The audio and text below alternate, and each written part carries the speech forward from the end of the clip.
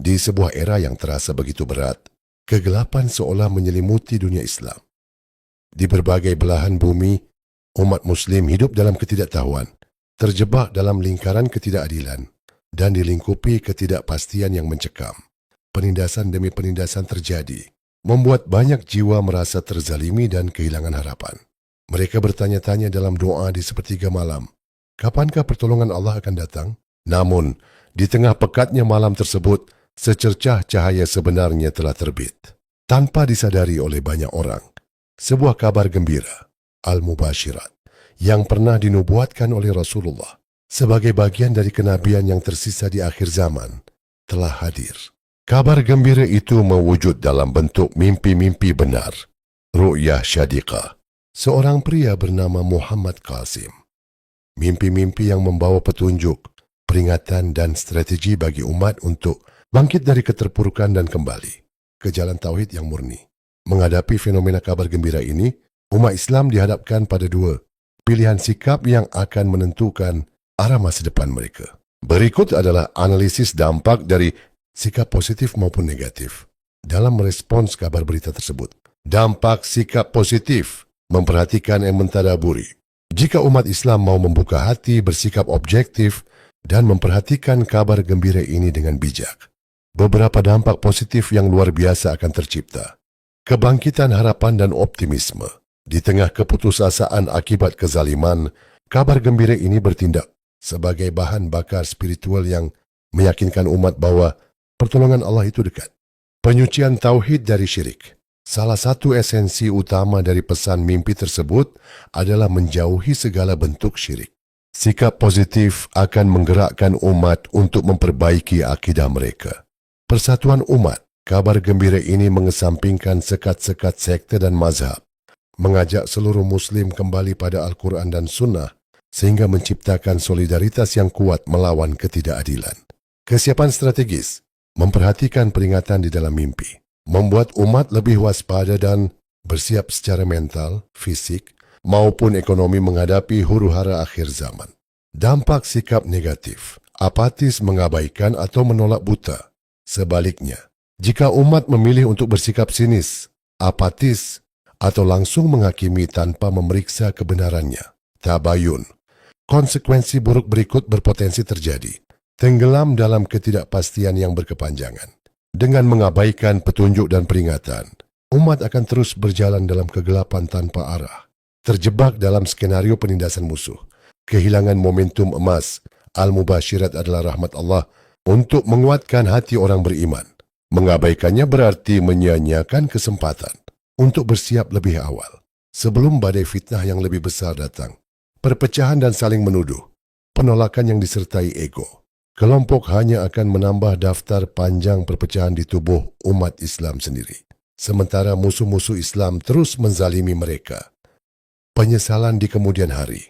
Ketika nubuat dalam mimpi tersebut perlahan menjadi kenyataan satu demi satu, mereka yang mengabaikannya hanya bisa menyesal karena tidak mengambil sikap dan persiapan sejak awal.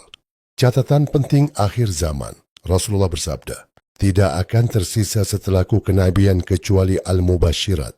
Para sahabat bertanya, apakah Al-Mubasyirat itu wahai Rasulullah? Beliau menjawab, mimpi yang baik, orang yang selalu berkata jujur, yang diperlihatkan kepadanya. Mimpi itu merupakan salah satu bagian dari 46 sifat kenabian. Mimpi Muhammad Qasim bukanlah syariat baru, melainkan sebuah pengingat tazkirah dikala umat sedang tersesat dalam kezaliman. Menyikapinya dengan kepala dingin, hati yang bersih, dan filter syariat adalah kunci agar umat ini tidak kehilangan arah di masa-masa sulit. Hubungan antara fenomena kabar gembira, Al-Mubasyirat di tengah kegelapan, zaman dengan sikap umat Islam, sebenarnya telah diatur dengan sangat indah di dalam Al-Quran. Allah Subhanahu wa Ta'ala telah memberikan instrumen atau alat penyaring yang sempurna agar umat tidak terombang-ambing oleh berita apapun yang beredar, terutama di era penuh ketidakpastian ini.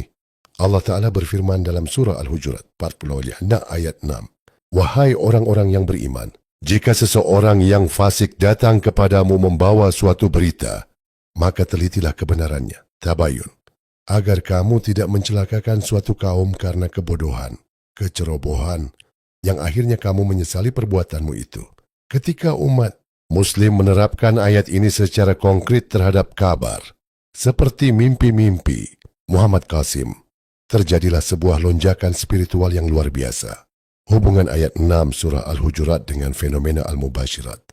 Meneliti sebuah kabar berita bukan berarti langsung membenarkannya secara buta dan bukan pula menolaknya secara mentah-mentah demi ego atau ketakutan. Ayat ini memerintahkan kita untuk melakukan tabayun, sebuah proses check and recheck, meneliti esensi dan menimbang dampaknya. 1. Bukti nyata berpedoman pada Al-Quran. Ketika seorang Muslim mendengar kabar tentang mimpi-mimpi tersebut dan memilih untuk memeriksa isinya secara objektif, apakah bertentangan dengan syariat? Apakah mengajak pada tauhid? Apakah sesuai dengan nubuat Nabi? Maka di detik itulah ia sedang menjalankan perintah Allah. Ia tidak menggunakan prasangka, hawa nafsu, melainkan menggunakan metodologi ilmiah yang diajarkan Al-Quran. 2. Selamat dari fitnah menghakimi secara bodoh. Al-Hujurat ayat 6 memperingatkan agar kita tidak mencelakakan suatu kaum karena kebodohan, kecerobohan tanpa ilmu.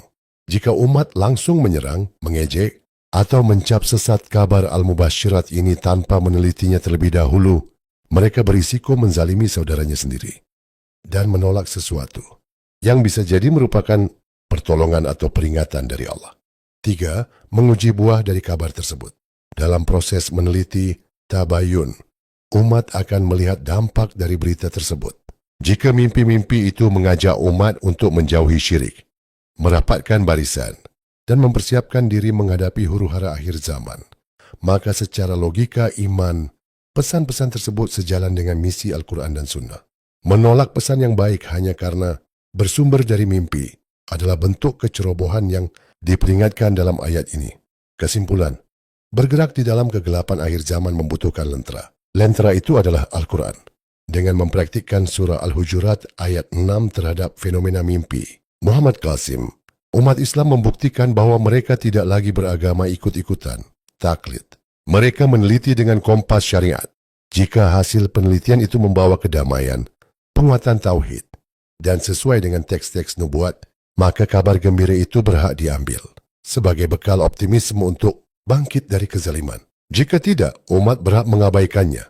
Namun proses meneliti itulah yang menjadi pembeda antara umat yang berpedoman pada Al-Quran dengan umat yang berjalan di atas asumsi.